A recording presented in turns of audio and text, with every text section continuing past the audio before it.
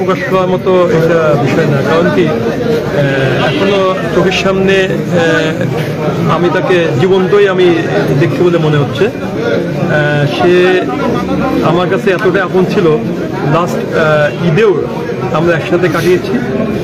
সেই দৃশ্য এখন আমার মানসপটে ভেসে উঠছে। আমি ভাবতেই পারি না যে সে আমাদের থেকে ছেড়ে চলে গেছে।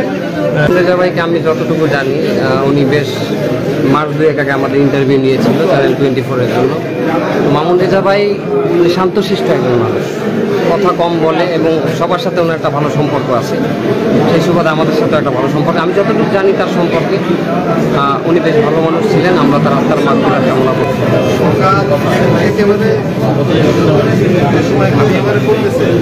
ভাবি আমাদের ফোনে করছে, ভাই অসুস্থ তাড়াতাড়ি আসে। আমি ভাই তখনও কথা বলতেছি, আমার ভাবিরে বলেছে তোর সাথে একটু তাড়াতাড়ি আসতে পারো। আমি তাড়াতাড়ি মোটরসাইকেল নিয়ে গেছি।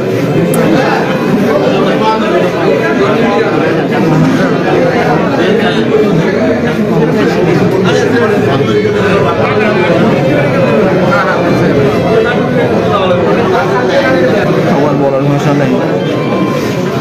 আমি অনেক কিছু শিখছি তার কাছে, এখনো সবসময় সব জায়গায় বলি যে আমি যা শিখছি তার সে আমার শিক্ষাগুলো আমি সবসময় বলি। এই লাস্ট কুয়েটের ঘটনায়ও ক্যামেরাম্যান তুষারে বলছি, তুষার তুমি রেলকটাতে চিনে রাখো ছিল সমকাল এবং চ্যানেল 24-এ দায়িত্ব পালনকালে আমরা তার সর্বোচ্চ সহযোগিতা পেয়েছি। আমরা ফাঁসিবাদ